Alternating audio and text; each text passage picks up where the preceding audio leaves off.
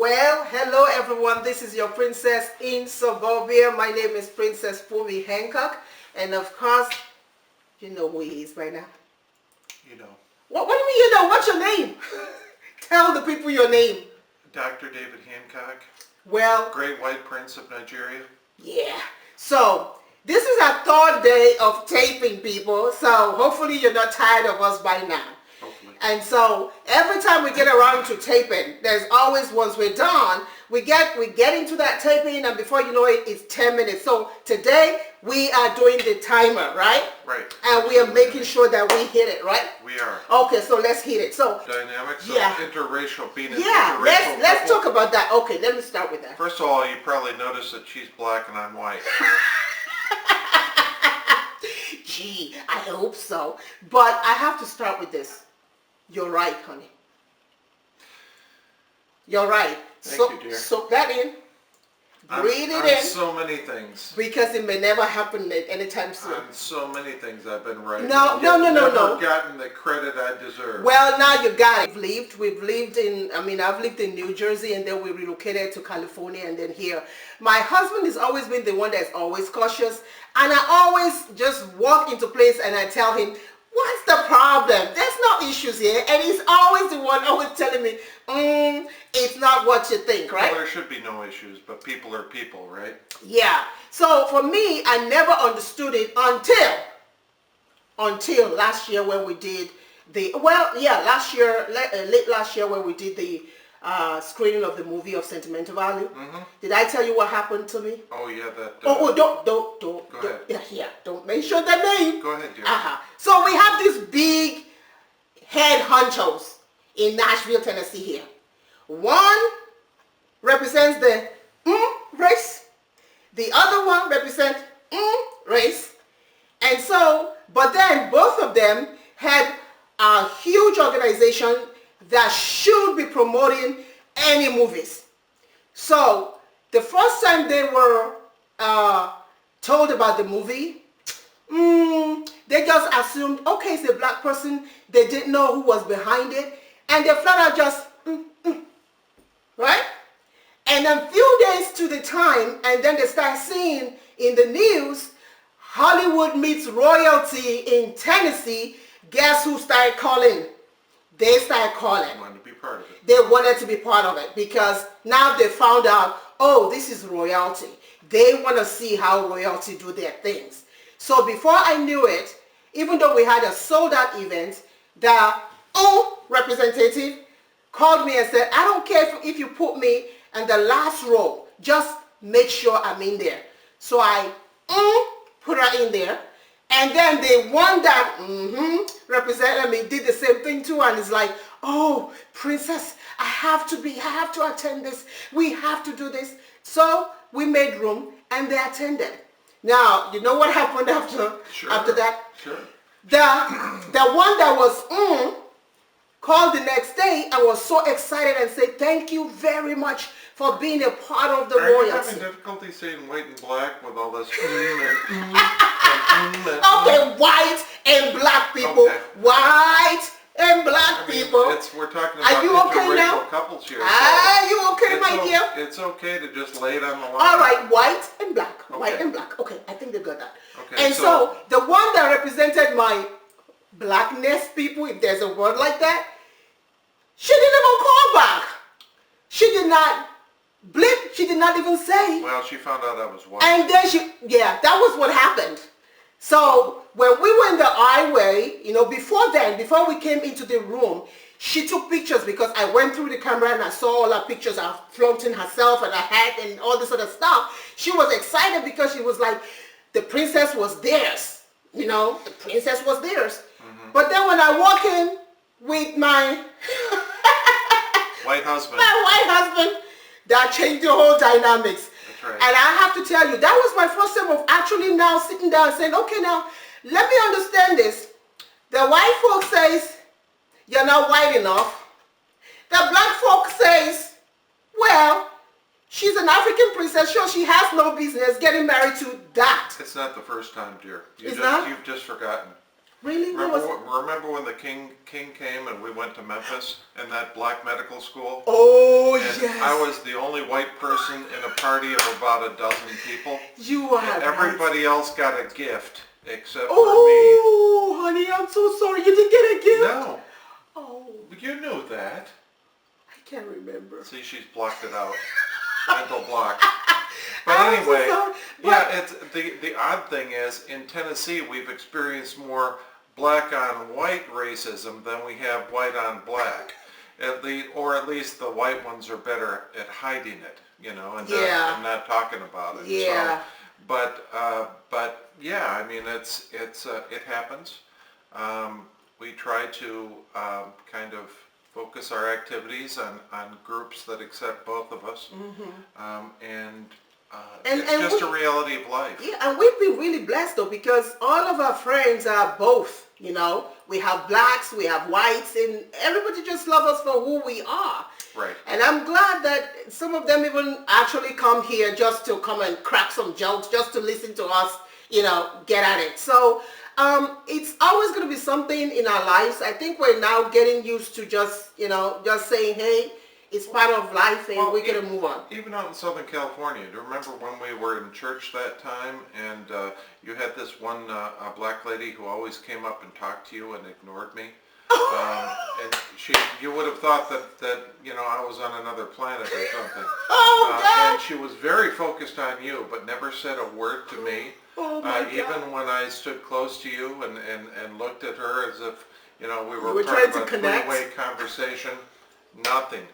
So I am so sorry, my darling. It's very strange. I'm so sorry, my darling. And that's even in California. So, you know, it's going to be... It's good for white people to experience a little bit of this, though, so that we can understand how it feels on the other side. Speak, brother. Speak, brother. But that doesn't legitimize it. So, yeah. So, but for our families, though, okay, I have a big question for you. When your parents met me, do you think they were racist? Tell the truth. Well, I think they were prejudiced. I don't know. Oh, look at how my husband sugarcoat the whole thing. Well, prejudice. You know, in the time that they grew up in, dear, you know, in the 50s when they hit their adulthood, in the 50s and early 60s, you know, race relations were still coming along. Okay, so they didn't have any black friends. They didn't have any friends of other races. They were pretty much, you know, kind of tied into just people that looked like them. Yeah, so they were unprepared. That's I would say they were unprepared. Well, I mean, they already had a Hispanic daughter-in-law. Well, but they hadn't, you know, come quite any further than that. Yeah, so. I have to tell you though that the first time I met your dad, he was like, you know, checking me out as if he'd never. What time is that? As if he'd never seen me before, seen anybody like me before. And he finally had to say, you know, I really apologize for really looking at you this way, because this is kind of like the first time that I've actually been this close at the table with somebody. And in fact, I don't think we spoke for at least 2 or 3 years. Yeah. Until I think we just have to cut them some slack. Yeah. Because they've come a long way from where they were. Absolutely. All right, thank goodness we had the timer on this time. So we just wanted to, we've shared a little bit about the race thing, and hopefully it can help somebody out there. And so I wanted to talk to you about one of my drama sisters. You know who I'm talking about, right? You know my family. Well, you've got 4, so... Yeah, you know my family. They're all kind of dramatic. No, Lara is not dramatic. Lara is the lawyer. Lara is too reserved for her own good. Yeah, that's true. You know that when she comes here, she's like, everything is all cold, and, you know, like, she barely cracks a smile. So Lara is in her own little world. But you do have 4 sisters. Let me count. Because a lot of times I have to count. Holiday, Bimbo, Shola, and Lara. 4. Now, Shola, that's the one that lives in New Jersey. But I thought you wanted to God talk help. about Lola. I want to talk about Lola Day. Okay. Now, what do you think about Lola Day? Well, I have such a great time when she brings the kids over, my two nieces, twins. So yeah, because we go out and we do stuff together. Yeah. And of course, you know, raising two girls, you know, the way I did, I'm very attuned to little girls, I guess. Daddy's little girls. Yeah. So my husband I just could don't be want to an have. uncle. My husband just don't want to have a new baby, so he just likes the idea of everybody bringing the babies in here so that we can just rock them and give them closer back. to grandfather mode. Oh, So, Lord. Oh, I mean, that's what you keep telling yourself. When our whatever. kids are old enough to have kids of their own. Well, when they're old enough, don't rush them now. In the meantime, we have Lola Day and the twins. Now, Lola Day, my sister, she is the drama jammer in the household, in our household. And when she comes there, yeah, you can be sure that all ears are on, you know, like that. She's a party girl, and she is, she's fun to be with, though. I call her a party girl. You just don't know. Lola is a party girl. I mean, she parties by herself. Don't let me put it that way. Really? It's not a question of partying out there, but she. Not like drinking or anything. No, not that. Nothing like that. But she just. Well, she that's just, kind of she what just it likes, connotes in the U.S. here. See? When you say party girl, it's like. You see the miscommunication already. It is. You know. What I say party. One word in same word in Africa means something totally different here in the U.S. Absolutely. Now, doesn't here in the U.S. doesn't party girl kind of paint pictures of going out the clubs and drinking and stuff like that? That's not what that means in Africa. Okay, see? Party is just party. Party, whatever you call it, it's party. That doesn't mean that you'll drink and get drunk. You know how communication is the key to a good relationship. I think we're feeling right now. We always work on it. I think we're feeling right now. So, okay. So I just wanted to say a little bit about Lola Day, because I know that when she hears about this, I cannot even wait to hear what she has to say about us. Honey, I cannot wait to hear that. But anyhow, it's been fun. Well, I know she loves me. I'm not quite sure how she feels about you. You see? You are the big sister after all. His ego is feeling the atmosphere already. So you don't need to you don't need me for this taping, people. His ego is feeling the atmosphere. So anyway, my dear, so it's been fun doing this, right? Isn't it? It has been, dear. And people. It's been a joy. Now I sense some sarcasm. I sense some sarcasm in that one. You know, let me tell you something. Today I was out there and I was thinking about this joke that you did. You're always out there. What does that mean? Well, go ahead. No. Communication people. You say I'm always out there. Well, you that said means you were something. out there, and I said that kind of. You're always kind of out there. David, you know? when you see, which means I might be cuckoo out there. So you need to define the kind of out there that you're talking about, because I want to know what you were talking. Because I'm telling right now, if I'm out there, we're both out there Yes, together. dear. Remember what you said last night?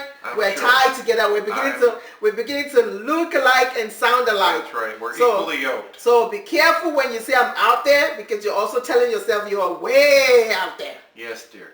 But anyhow, I wanted to share. I was remembering something that you did with Marla's when she was here, when we were talking about praying and fasting and all this other stuff. What did I do with Marlis? Well, when Marla's and Robert Sells are one of our friends here, and so they came here because my husband and I were doing this cooking competition, and so he invited some people, I invited some people, and we were like, That's right. That's yeah. what I won. Are you kidding? Nobody won. They made competition? Yeah, they made sure that they love both. What did you cook? You made. I made pie. You did an apple pie, but she practically made the whole thing for you. And God, What? the roof. I did the chin chin. Yes, you did. Well, anyway, nobody won. We both won. And so Very diplomatic response, dear. You're not being nice right now. Let's jump back to where you were out there. Okay. What? Yeah, you're out there with me too. Well, so anyhow, okay. we were talking about prayer and fasting. I don't even know what we were talking about. And we said, oh yeah, Marla said, oh, we need to pray and fast. And what did you say? You said, yeah, You fast. I prayed. Oh, what was that? Remember at the door? What was that thing that you said? Look at that. When you do when you crack your little jokes, I bet if I call Ballas, she'll remember. See, I can see your face now. You said to me, you said, yeah, right. Well, I'm sure you fast and I pray. I'm sure it was a particularly witty comment at the time, but it didn't stick with me, dear. Yeah, I wouldn't stick because I'm the one that's supposed to be fasting while you're praying. Yeah? But it sounds about right. You know, it sounds like something I might have said. Oh, God help us. Well, everybody, this is the Hancock family. So help you, God. Bye for now. All right, honey, turn it off. Let's go to the theater, watch some movies.